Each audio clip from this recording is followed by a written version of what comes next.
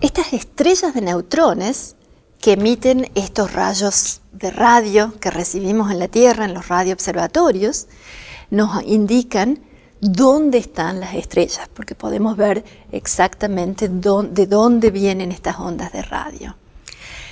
Estas estrellas de neutrones no son perfectamente esféricas, son muy esféricas. La verdad es que son mucho más esféricas de lo que yo me hubiera imaginado que la naturaleza puede producir.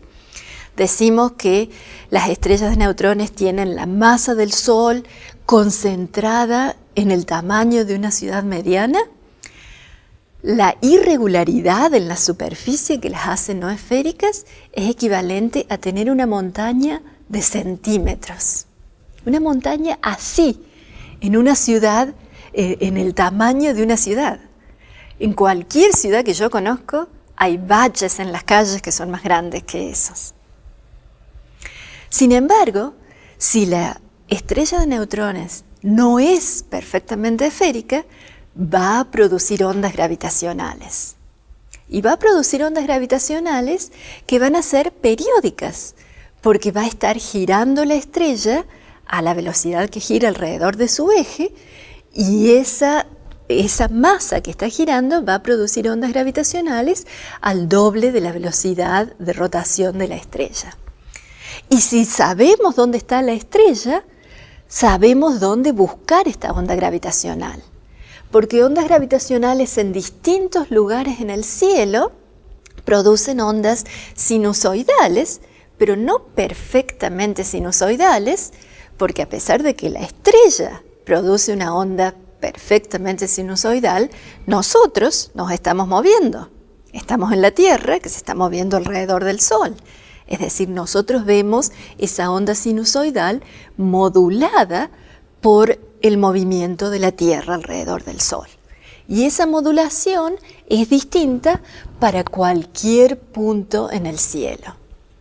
Es decir, que si detectamos una onda gravitacional, no es periódica, pero por la falta de periodicidad, por la modulación de la periodicidad, vamos a poder saber de dónde viene la onda gravitacional. Vamos a poder decir, de allá también viene una onda de radio, así que aquella estrella está produciendo ondas gravitacionales además de emitir ondas de radio. O vamos a poder decir, allá parece haber una estrella rotando a tal velocidad, en tal posición, pero no recibimos ninguna onda electromagnética. Eso quiere decir que a lo mejor está emitiendo en otra dirección o no está emitiendo ondas electromagnéticas. Es una manera de ver el universo con otro sentido. Con las ondas electromagnéticas a veces decimos que miramos el universo. Con las ondas gravitacionales escuchamos el universo. Estas ondas gravitacionales, producidas por sistemas binarios de estrellas de neutrones, son las que sabemos que existen, porque hemos medido la pérdida de energía en estos sistemas, pero además sabemos que existen sistemas binarios de estrellas de neutrones en nuestra galaxia. Y sabemos que están lo suficientemente cerca como para que en algún futuro no tan lejano se lleguen a unir en un solo sistema. Pensamos que si hay dos estrellas de neutrones se van a fusionar en un agujero negro, van a dar a nacer un agujero negro. ¿Cuán seguido pasa esto? Bueno, acá es cuando la astronomía se hace en realidad un poco difícil, porque hay que extrapolar a partir de números pequeños. Sabemos de este sistema binario, el primero que se descubrió, de Hulse-Taylor, que tiene un periodo de 8 horas. Eso parece un periodo muy cortito, parece que están muy cerca, y en realidad están muy cerca, pero ese sistema va a tardar 300 millones de años en fusionarse. Y las ondas gravitacionales se producen a frecuencias más altas y amplitudes más grandes cuando se están fusionando las estrellas. Es decir, tendríamos que esperar bastante tiempo. Pero hay más de un sistema en nuestra galaxia, ¿no? En realidad sabemos de unos poquitos, pero solo sabemos de aquellos sistemas en los cuales tenemos los rayos de radio llegando, apuntándonos a nosotros, apuntando a la Tierra. Hay muchas otras estrellas de neutrones que emiten ondas de radio que no nos están apuntando. Así que podemos extrapolar que hay muchas estrellas de neutrones. En realidad pensamos que hay más de 100 millones de estrellas de neutrones en nuestra galaxia y que muchas de esas están en sistemas binarios a diferentes distancias. Así que, ¿cuántas de estas pueden coalescer por año? Y la verdad es que las extrapolaciones dicen que más o menos se fusiona una cada 10.000 años en nuestra galaxia. Así que eso también es mucho para esperar, a pesar de que sabemos que estas cosas pasan muy raramente.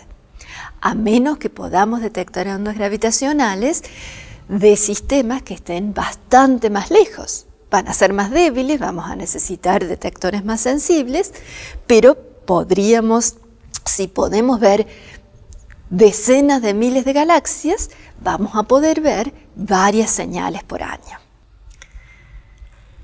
Finalmente, la última fuente de ondas gravitacionales de la que vamos a hablar es la más interesante, porque hasta ahora por lo menos es la única de la que hemos descubierto directamente ondas gravitacionales. Y estos son agujeros negros. Ya hemos dicho que los agujeros negros son una predicción de la teoría de Einstein, que Einstein pensaba que no existían en la naturaleza, pero que ahora sabemos que sí. ¿Cómo sabemos acerca de la existencia de agujeros negros? De dos maneras distintas. Sabemos que existen agujeros negros en los centros de las galaxias. Pensamos que en los centros de todas o casi todas las galaxias hay un agujero negro grandísimo. Un agujero negro de millones o miles de millones o cientos de millones de masas solares. Y sabemos que está allí porque lo que vemos no es luz del agujero negro. Un agujero negro no emite ondas electromagnéticas, pero en el centro de las galaxias siempre hay muchas estrellas. Y todas estas estrellas están moviéndose atraídas por la fuerza gravitacional, por la curvatura del espacio-tiempo producida por el agujero negro. Y como están cerca, pueden acercarse porque el agujero negro es muy compacto. Cuando están girando tan rápido que producen ondas electromagnéticas. Es decir, vemos las ondas electromagnéticas producidas por las estrellas que están cerca del agujero negro y a partir de eso sabemos cuán rápido se mueven. Por supuesto, en la historia pasó al revés. Se descubrían estas ondas electromagnéticas que eran súper poderosas, que parecían venir del centro de las galaxias, que no se pensaba qué podía producirlas, hasta que se pensó, esos deben ser agujeros negros haciendo que se muevan muy rápido. La prueba que a mí más me gusta en realidad es la prueba aquí en nuestra galaxia. En la Vía Láctea se pueden medir el movimiento de varias estrellas y se ve la órbita elíptica de estas estrellas alrededor de un centro en el que no se ve nada. Al centro no se ve nada, no hay luz que venga exactamente de allí, del centro de la galaxia, pero vemos esta estrella que gira aparentemente por un sol oscuro que hay allí en el centro. Y así como a partir del movimiento de los planetas podemos saber cuán grande, cuán masivo es el Sol, a partir del movimiento de estas estrellas podemos saber cuán grande es esta estrella, que no es una estrella, es un agujero negro al centro de la Vía Láctea. Y la verdad es que nuestra Vía Láctea tiene un agujero relativamente chiquito. Tiene un agujero que es un poco menos que 4 millones la masa del Sol. Y dentro de las galaxias eso se considera uno chiquitito. Estos agujeros negros, al centro de galaxias, producen ondas gravitacionales no por sí solos, sino esta materia que está girando alrededor del agujero negro o cuando dos galaxias se están acercando y se fusionan en una sola. Esas ondas gravitacionales son de muy baja frecuencia porque estos agujeros negros son muy, muy grandes. Pero nosotros sabemos que los agujeros negros empiezan chiquititos. La manera en la que sabemos que se produce un primer agujero negro es de dos maneras. De la explosión de una supernova, pero en una explosión de supernova casi toda la materia es expulsada, así que lo que queda al medio en el agujero negro son unas pocas masas solares, decenas a lo mejor, pero no mucho. O a lo mejor de la fusión de dos estrellas de neutrones. Pero cada estrella de neutrones tiene una masa solar, en realidad 1,4 masas solares pensamos, hemos medido.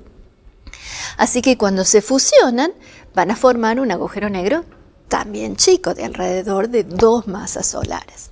Es decir, los agujeros negros empiezan bien pequeños. Y hasta hace no mucho no teníamos evidencia de estos agujeros negros pequeños, a pesar de que esa era la teoría astrofísica. Ahora sabemos que estos agujeros negros existen a partir de lo que llamamos la astronomía de rayos X. ¿Por qué? Los agujeros negros no producen rayos X, podríamos sacarnos radiografías con eso si fuera el caso, pero muchas veces están en sistemas binarios.